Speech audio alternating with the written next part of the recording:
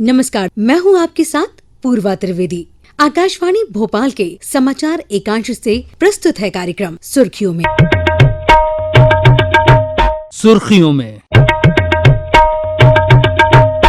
आज हम बात करेंगे इस कार्यक्रम में क्षय रोग के कारण, निवारण और इसके बचाव के लिए क्या जागरूकता के प्रयास किए जा रहे हैं। जी हाँ, क्षय रोग, जिसे हम आमतौर पर टीबी कहते हैं, यानी माइकोबैक्टीरियम ट्यूबरक्लोसिस नामक जीवाणु। भारत में हर साल लाखों लोग इस रोग का शिकार होते हैं। सरकार द्वारा टीबी की रोकथाम के लिए टीबी हारेगा देश जीतेगा राष्ट्रीय कार्यक्रम का आयोजन भी किया जा रहा है और भारत सरकार द्वारा वर्ष 2025 तक देश को टीबी मुक्त बनाने का लक्ष्य भी रखा गया है।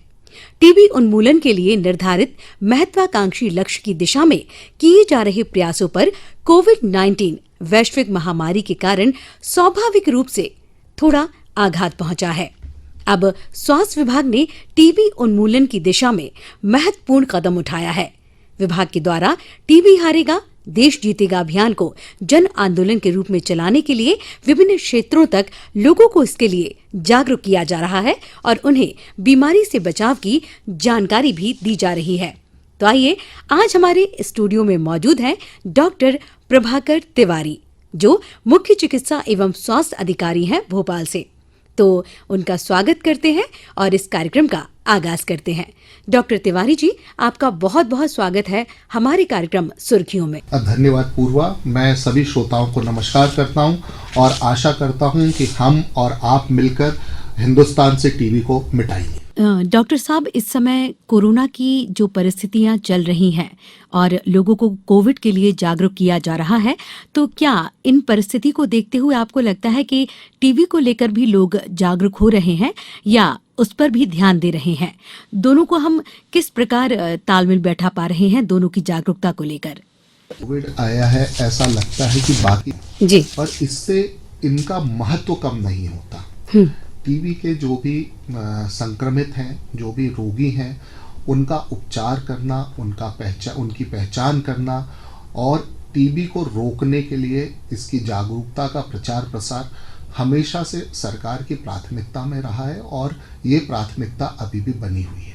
जैसा कि आपने एक नारे का जिक्र किया, टीबी हारेगा देश जीतेगा, तो अगर हम देखें तो टीबी से लड़ाई हमारी पहले ही शुरू हो गई थी। वर्षों पहले लगभग 1960-62 के आसपास क्षय नियंत्रण कार्यक्रम, राष्ट्रीय क्षय नियंत्रण कार्यक्रम भारत सरकार ने प्रारंभ किया था और तब से हमारी क्षय रोग को खत्म करने की लड़ाई लगातार जारी थी। आप जानते हैं कि पहले जो है क्षय रोग के लिए इतनी अच्छी मेडिसिन, दवाइयाँ उपलब्ध नहीं थी। जो डायग्नोसिस के लिए आवश्यक चीज़ें थे, डायग्नोस्टिक इक्विपमेंट्स थे, वो भी इतने मात्रा में नहीं थे। पर जैसे जैसे हमने देखा, आपने देखा होगा कि पुराने ज़माने में जिनको भी क्षय रोग या यक्ष्मा हो जाता था, उनको सिर्फ ये करते थे कि सैनिटोरियम में उनको भर्ती करवा दिया जाता था और ये कहा जाता था कि वहाँ पर उनका पोषण अच्छा होगा, हवा अच्छी मिलेगी, आबो हवा अच्छी होगी और वो ठीक हो जाएंगे। एक्टिव ट्रीटमेंट किसी ज़माने में नहीं था। अब अगर हम देखें तो स्थितियाँ बिल्कुल विपरीत हैं। टीबी की ट्रीटमेंट के लिए, डायग्नोसिस के लिए बहुत अच्छे इक्विपमेंट और बहुत अच्छी औषधियाँ उपलब्ध हैं। इसमें एक बड़ा परिवर्तन आया था लगभग 96-97 के आसपास, जब रिवाइज नेशनल ट्यूबरकुलोसिस प्रोग्राम शुरू हुआ था, जिस समय डॉट्स यानी directly observe therapy short course, यानी कम समय में और सीधे, मतलब जिसमें जो मरीज रहता था उसको जो औषधियाँ दी जाती थी वो किसी जो हमारा डॉट्स प्रोवाइडर रहता था या जो हमारा चिकित्सक रहते थे या जो भी डॉट्स प्रोवाइडर रहते थे उनके सामने खिलाई जाती थी। तो ये एक हम मान सकते हैं कि एक बड़ा चेंज हुआ था और उसके बाद से 2017 में एक बड़ा चेंज आया। जैसा आपने अभी बताया कि हमने तय किया कि हम अब 2025 तक हिंदुस्तान से ट्यूबरकुलोसिस को या क्षय रोग का उन्मूलन कर देंगे, यानी इस स्थिति में ले आएंगे कि हमारे लिए ये पब्लिक हेल्थ की प्रॉब्लम ना रहे। और उसके लिए हम लोगों ने तैयारियां भी की। अगर हम आज की स्थिति में देखें, आज की स्थिति में बहुत अच्छी औषधियां उपलब्ध हैं। उन औषधियों के माध्यम से ट्यूबरकुलोसिस पूरी तरह से ठीक किया जा सकता है। इसके साथ साथ डायग्नोसिस के लिए हमें ऐसे इक्विपमेंट्स उपलब्ध हैं जिससे शरीर के किसी भी अंग की टीबी हो। जैसे आपने कहा कि फेफड़ों की टीबी, फेफड़ों में टीबी होना एक पार्ट है। फेफड़ों के लिए बिल्कुल सही बात है कि सबसे ज़्यादा जो हमें मरीज मिलते हैं टीबी के वो फेफड़ों की टीबी के होते हैं, पर इसका ये मतलब नहीं है कि शरीर के दूसरों अंगों पर टीबी का प्रभाव नहीं पड़ता या दूसरे अंगों की टीबी नहीं होती। हम लोगों ने दिमाग की टीबी जैसे ट्यूबरकुलर मेनिंजाइटिस या ट्यूबरकुलोमा भी देखे, हमने लिम्फ नोड की टीबी भी देखी है, हमने एब्डोमिनल ट्यूबरकुलोसिस जिसको कॉक्स एब्डोमेन कहते हैं वो भी देखा है, हमने बोन या स्पाइन की टीबी जिसे हम पॉट स्पाइन कहते हैं वो भी देखी है। तो हमें ये भी जागरूकता सब लोगों तक, हमारे नागरिक बंधुओं तक पहुंचानी होगी कि हम लोग सिर्फ ये मानकर ना बैठे कि टीबी सिर्फ फेफड़ों में ही हो सकती है। शरीर के किसी भी भाग में टीबी हो सकती है। यहाँ तक कि ट्यूबरकुलोसिस या जो क्षय रोग है वो नॉन हीलिंग अल्सर, यानी कि ऐसा कोई अल्सर जो लंबे समय से हमारे शरीर में है, ठीक नहीं हो रहा है, उसके फॉर्म में भी ये प्रेजेंट कर सकता है। तो टीबी के कई रूप हैं, कई रूपों में प्रेजेंट करती है, पर जो सबसे इम्पॉर्टेंट चीज़ है जो हमें मान के चलना चाहिए वो ये है कि टीबी अब असाध्य नहीं है, पूर्णतः साध्य है। हमें इसको समय से पहचानना और समय से इसका उपचार शुरू करना और उसके साथ ही साथ पूर्ण उपचार करना बहुत जरूरी है। और अगर हम इतना करेंगे तो हम निश्चित तौर पर अपने देश से टीबी का उन्मूलन कर पाएंगे। जी डॉक्टर साहब, मैं चाहती हूँ कि आप हमारे श्रोताओं को एक बार ये भी बताएं कि टीबी के क्या लक्षण हैं और किस प्रकार के से इनको देखा जाता है, या ये लक्षण जल्दी नोटिस किए जा सकते हैं या थोड़ी सा समय लगता है इसको नोटिस करने में। तो मैं चाहती हूँ आप इस पर भी प्रकाश डालें। जैसा कि आपने पहले ही बताया था, हमारे जो श्रोता बंधु हैं वो भी जानते होंगे कि लंबे समय से जो लंबी खांसी यानी 2 हफ्ते से अधिक की खांसी और खांसी में खून, ये सबसे इम्पोर्टेंट लक्षण माने जाते रहे हैं। पर अब अगर हम देखें तो इनके साथ में चूंकि दूसरे अंगों में भी ट्यूबरकुलोसिस हो सकता है, तो 2 हफ्ते से अधिक की खांसी हो या 2 हफ्ते से अधिक का बुखार हो या बुखार के साथ साथ इवनिंग राइज ऑफ टेम्परेचर एक बहुत इम्पॉर्टेंट या बहुत कहना चाहिए सिम्टम होता है। इवनिंग राइज ऑफ टेम्परेचर यानी शाम के समय हल्का बुखार आना जो तेज भी हो सकता है। इसके अलावा शरीर के विभिन्न भागों में जो क्षय रोग होता है या ट्यूबरकुलोसिस होता है उसके हिसाब से दूसरे सिम्टम्स भी देखने को मिल सकते हैं, जैसे कि लंबे समय से पेट में दर्द एब्डोमिनल ट्यूबरकुलोसिस में हो सकता है, या इवन पीठ में दर्द या कमर में दर्द हो सकता है लंबे समय तक, जिसमें पॉट स्पाइन या स्पाइनल ट्यूबरकुलोसिस हो सकता है, या आजकल ट्यूबरकुलर मेनिंजाइटिस के केसेस काफ़ी कम हो गए, नेग्लिजिबल देखने को मिलते हैं जब से बीसीजी का टीका हमने शुरू किया, पर बहुत ही नगण्य केसेस में ये भी देखने को मिल सकता है। इसके साथ ही साथ जैसे शुरू में हमने बात की कि हम महिला स्वास्थ्य पर भी बात करेंगे, तो महिलाओं में निसंतानता का एक बहुत बड़ा कारण ट्यूबरकुलोसिस हो सकता है, जिसका कारण जो है फैलोपियन ट्यूब ब्लॉकेज या एंडोमेट्रियल ट्यूबरकुलोसिस है, जिसमें निसंतानता भी हो सकती है। तो अगर हम देखें तो टीबी जो है शरीर के लगभग सभी ऑर्गन्स को, सभी अंगों को अफेक्ट करता है, उन पर प्रभाव डालता है और उसी हिसाब से इसके अलग अलग सिम्टम्स हो सकते हैं। जी, कुपोषण के कारण टीबी की कितनी संभावना होती है डॉक्टर साहब? क्या अच्छा खान पान या सुपोषण किस हद तक इस खतरे को कम कर सकता है? आपने बिल्कुल सही और बहुत ही उपयुक्त प्रश्न इस समय किया है। अगर हम देखें तो कुपोषण का कोई भी जो डिजीज, क्रॉनिक डिजीजेज रहती हैं, कोई भी डिजीजेज रहती हैं, उनके साथ एक बड़ा ही प्रगाढ़ रिश्ता रहता है। अगर पोषण नहीं होगा, अगर हम बच्चों की बात करें, जो कुपोषित बच्चे रहते हैं उनमें ट्यूबरकुलोसिस होने की संभावना काफ़ी अधिक रहती है। आपने देखा होगा कि सरकार ने बच्चों में कुपोषण को रोकने और ठीक करने के लिए न्यूट्रिशनल रिहेबिलिटेशन सेंटर्स शुरू किए हैं, जो हमारे विभिन्न अस्पतालों में हैं, जहां पर कुपोषित बच्चों को, गंभीर कुपोषित बच्चों को भर्ती कर उनका इलाज किया जाता है और उस इलाज में ट्यूबरकुलोसिस की जांच और उपचार एक बहुत ही महत्वपूर्ण अंग है। तो जो भी ऐसी कोई भी बीमारी हो या ऐसी कोई भी कंडीशन हो जिसमें हमारे शरीर की प्रतिरोधक क्षमता कम होती हो, उसमें ट्यूबरकुलोसिस और दूसरी डिजीजेस का, संक्रामक रोगों को होने का चांस हमेशा बढ़ जाता है। तो हम अगर कुपोषण को रोक सकें, कुपोषण को दूर कर सकें, तो निश्चित तौर पर इसमें ट्यूबरकुलोसिस और दूसरी जो बीमारियां हैं उनको भी रोकने में बहुत मदद मिलेगी। जी, जैसा कि सरकार महिलाओं के स्वास्थ्य के प्रति काफ़ी सजग है, यही वजह है कि हाल ही में महिलाओं की शादी की जो उम्र है उसे 18 से बढ़ाकर 21 वर्ष कर दिया गया है और इसके पीछे महिलाओं के स्वास्थ्य का ही हवाला दिया गया है। डॉक्टर साहब, तो कम उम्र में मां बनने से और पारिवारिक जिम्मेदारियों का बोझ आने से क्या टीबी या ऐसी अन्य कुछ स्वास्थ्य समस्याओं की संभावना भी रहती है?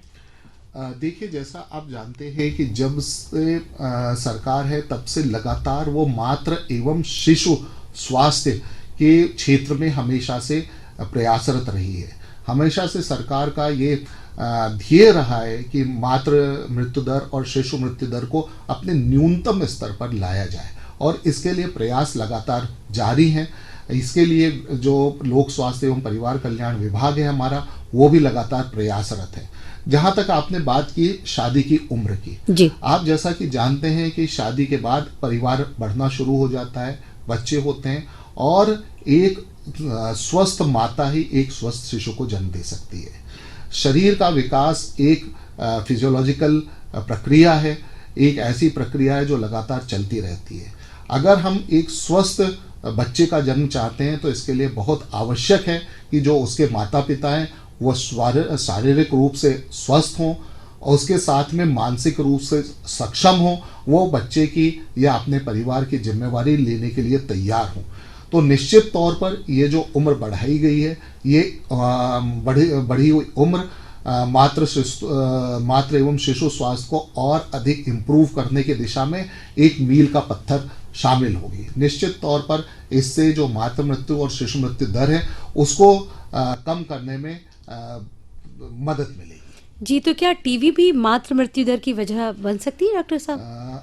टीबी को अगर देखें तो हम मातृ मृत्यु में सीधे तौर पर तो इसका इतना इन्वॉल्वमेंट नहीं रहता, पर जैसा हमने पहले भी चर्चा की थी कि एक मॉर्बिडिटी जो रहती है, जो रोग रहता है, वो जरूर स्त्रियों में भी उतना ही हो सकता है जितना पुरुषों में हो सकता है। जैसा हमने देखा कि एक निसंतानता का इम्पोर्टेंट जो कारण है वो कारण ट्यूबरकुलोसिस होता है, जिसमें एंडोमेट्रियल ट्यूबरकुलोसिस और फैलोपियन ट्यूब जो है उसका ब्लॉकेज टीबी के कारण हो सकता है। इसके अलावा जैसे हमने पहले भी बात की, चाहे वो फेफड़े की टीबी हो, चाहे वो एब्डोमिनल ट्यूबरकुलोसिस हो, चाहे वो स्पाइनल ट्यूबरकुलोसिस हो, ये सारी की सारी चीज़ें महिलाओं में भी हो सकती हैं। इसके साथ साथ एक और जो इम्पोर्टेंट पॉइंट है महिलाओं में, आप जानते हैं कि अभी भी हमारे अधिकतर जो महिलाएं हैं वो गृहिणियों की भांति घर में रहती हैं, लगातार अपने परिवार के लिए, अपने घर परिवार के लिए काम करती रहती हैं।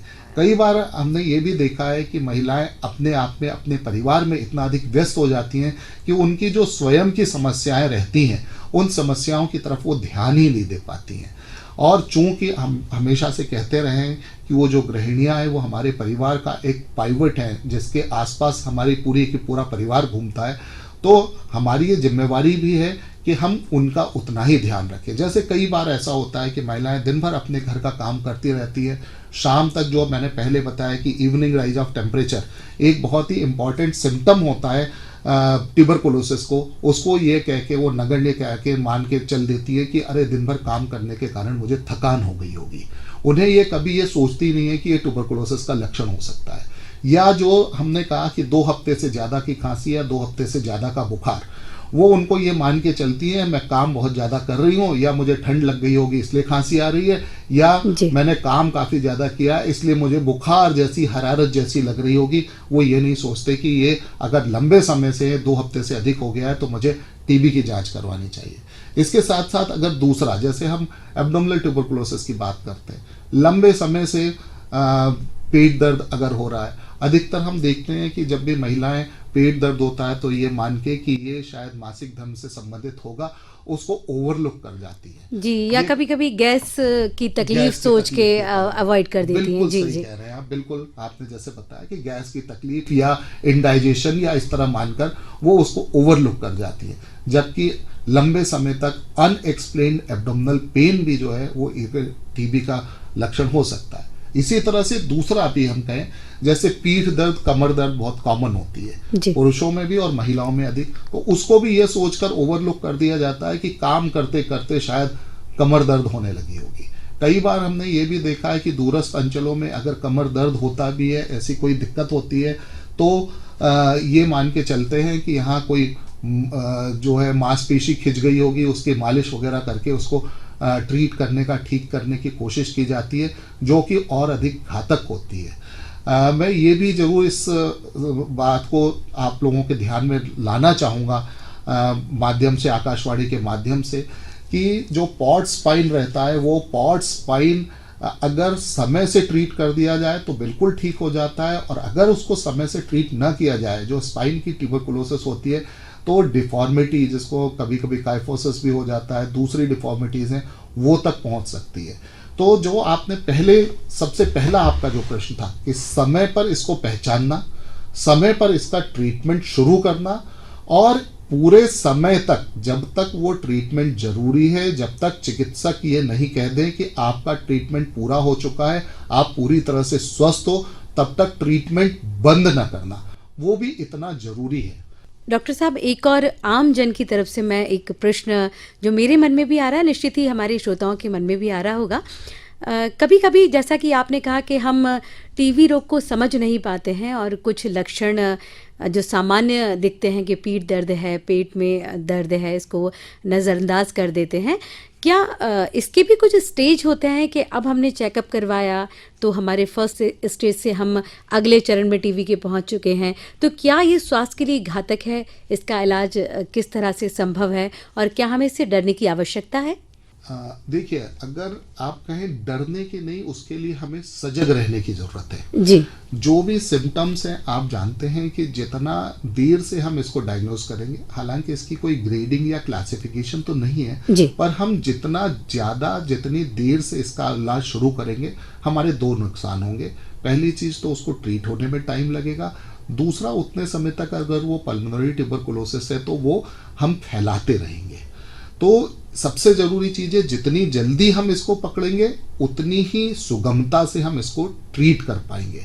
और एक और चीज बहुत इंपॉर्टेंट है, जैसे पहले पुराने जमाने में होता था कि टीबी का एक अलग वार्ड होता था या अलग अस्पताल होता था, अब टीबी घर पर बिना भर्ती हुए अपने परिवारजनों के साथ रहकर ठीक की जा सकती है। अब इतनी अच्छी दवाइयां हमारे पास ट्यूबरकुलोसिस की उपलब्ध हैं कि अगर हम उसको ट्रीटमेंट शुरू कर देते हैं तो विद इन नो टाइम, यानी एक हफ्ते से भी कम समय में वो जो मरीज है वो इस तरह, उसका बैक्टीरियोलॉजिकल स्टेज इस तरह से हो सकता है कि वो आगे बीमारी को नहीं फैलाएगा। तो सबसे जरूरी चीज ये है कि जितनी जल्दी हम पहचानेंगे उतनी जल्दी हम बीमारी को आगे बढ़ने से रोकेंगे। दूसरी चीज ये है कि सरकार की तरफ से सिर्फ यही प्रयास नहीं किए जा रहे हैं, सरकार अब टीबी के जो मरीज है, स्पेशली पल्मोनरी ट्यूबरकुलोसिस, उसके कांटेक्ट में आने वाले लोगों के लिए मुफ्त प्रिवेंटिव ट्रीटमेंट देती है। मतलब कि अगर मैं ट्यूबरकुलोसिस का मरीज हूं तो मेरे साथ संपर्क में जो भी लोग आ रहे हैं उनको भी हम ट्रीटमेंट प्रिवेंटिव देते हैं, ताकि उनमें ट्यूबरकुलोसिस डेवलप ना हो, उनमें टीबी ना हो। इसके साथ ही साथ सरकार ने, जैसे आपने अभी पोषण की बात की, ऐसे सभी ट्यूबरकुलोसिस के मरीज जो ट्रीटमेंट पर हैं उनको 500 रुपये प्रति माह सरकार पोषण के लिए देती है, जो उनके खाते में सीधे ट्रांसफर हो जाते हैं। इसके बाद इनको जल्दी पता लगाने के लिए भी इंसेंटिव दिए हुए हैं, यहाँ तक कि अगर कोई प्राइवेट प्रैक्टिशनर टीबी के मरीज का पता लगाता है, उसको ट्रीटमेंट के लिए रजिस्टर करता है, उसको भी इंसेंटिव दिया जाता है। इसके साथ ही साथ जो भी आशा या आंगनवाड़ी वर्कर या डॉट्स प्रोवाइडर जो उसका ट्रीटमेंट पूरा करवाते हैं, सरकार उनको भी इंसेंटिव देती है।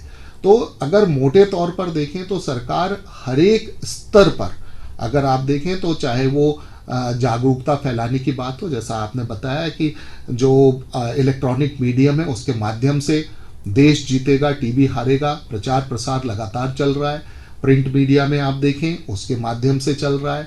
अगर हम माउथ टू माउथ पब्लिसिटी देखें तो जो हमारे स्वास्थ्य विभाग के कर्मचारी अधिकारी हैं, इसके अलावा दूसरे विभाग के अधिकारी कर्मचारियों, उनके माध्यम से जो सूचना है वो पहुंचाने के प्रयास किए जा रहे हैं। जल्दी से जल्दी लोग ठीक हों, इसके लिए जिसको कहना चाहिए हाईएस्ट ग्रेड, सबसे उच्च गुणवत्ता की दवाइयाँ निःशुल्क मरीजों को उपलब्ध कराई जा रही हैं। जरूरत है तो सिर्फ इसकी कि हम जागरूक रहें, हम सिर्फ अपने लिए ही जागरूक ना रहें बल्कि अपने आसपास जो हमारे पड़ोसी हैं, हमारे संपर्क में आने वाले लोग हैं, उनको भी जागरूकता फैलाएं। दूसरा एक जो सबसे बड़ी दिक्कत है कि जब भी हमारे पास कोई भी मरीज आता है या हम किसी मरीज को ये कहते हैं कि आपको ट्यूबरकुलोसिस है, तो उसका पहला जो रिस्पॉन्स वो ये रहता है कि अरे मुझे तो टीबी कैसे हो सकता है, मेरे तो घर में किसी को नहीं है, मेरे आसपास भी किसी को नहीं है। तो काउंसलिंग बहुत जरूरी है, और अगर ट्यूबरकुलोसिस है तो ये स्वीकार करना जरूरी है कि हाँ, ये एक ट्यूबरकुलोसिस जैसे दूसरी बीमारियां है वैसे ये भी एक बीमारी है। मैं नियम से अपना ट्रीटमेंट, अपना उपचार पूरा करूंगा, मैं पूरी तरह से स्वस्थ हो जाऊंगा। तो इस तरह से अगर हम देखें तो जितनी हम जागरूक बनेंगे उतनी ही जल्दी हम इसका उन्मूलन कर पाएंगे। जी बिल्कुल डॉक्टर साहब, आपने बताया कि किस तरह से इलेक्ट्रॉनिक मीडिया है और हमारी सरकार है किस तरह से जागरूक करने के लिए और टीवी को हटाने के लिए प्रयास कर रही है। हम और जानना चाहेंगे ग्रामीण क्षेत्रों में भी जो जागरूकता कार्यक्रम आपके चलाए जा रहे हैं तो वो क्योंकि ग्रामीण जनता तक सूचनाएं थोड़ा सा समय से बाद पहुंचती हैं, थोड़ा सा लेट पहुंचती हैं, तो वहाँ कुछ विशेष प्रयास किए जा रहे हैं जागरूकता के लिए? जैसा कि आप देख ही रहे हैं कि अब जो इलेक्ट्रॉनिक मीडिया है उसकी पहुंच हमारे दूरस्थ अंचलों तक लगातार बढ़ती चली जा रही है। और अब जैसा हम लोगों ने पहले भी चर्चा की कि जागरूकता फैलाने के लिए जो भी मीडिया उपलब्ध है उन सभी का प्रयास पूरी तरह से सरकार कर रही है। इलेक्ट्रॉनिक मीडिया के माध्यम से तो ये सूचना पहुंचाई जा ही रही है। इसके अलावा जैसा अभी हम लोगों ने चर्चा की कि हमारे जो आशा कार्यकर्ता हैं स्वास्थ्य विभाग के या महिला बाल विकास विभाग के आंगनवाड़ी कार्यकर्ताएं हैं, इसके अलावा जो दूसरे सरकारी विभागों के और यहाँ तक कि बहुत से गैर सरकारी संगठन या जो स्वयंसेवी संस्थाएं हैं वो भी ट्यूबरकुलोसिस के क्षेत्र में बहुत अच्छा काम कर रहे हैं। इसके अलावा जो हमारे प्राइवेट प्रैक्टिशनर्स हैं उन प्राइवेट प्रैक्टिशनर्स को भी सरकार प्रोत्साहित कर रही है कि आप टीबी की जो है जांच करवाएं, और जांच करवाने पर अगर कोई टीबी का केस कोई प्राइवेट प्रैक्टिशनर रजिस्टर करवाता है तो उसके लिए भी सरकार उनको इंसेंटिव देती है। तो सरकार ये चाहती है कि शासकीय और अशासकीय गैर सरकारी संगठन सब मिलकर एक यूनिट के तौर पर काम करें जिससे हम टीबी का उन्मूलन कर सकें, और इसके परिणाम भी देखने को मिल रहे हैं। अगर हम देखें तो लगातार जो है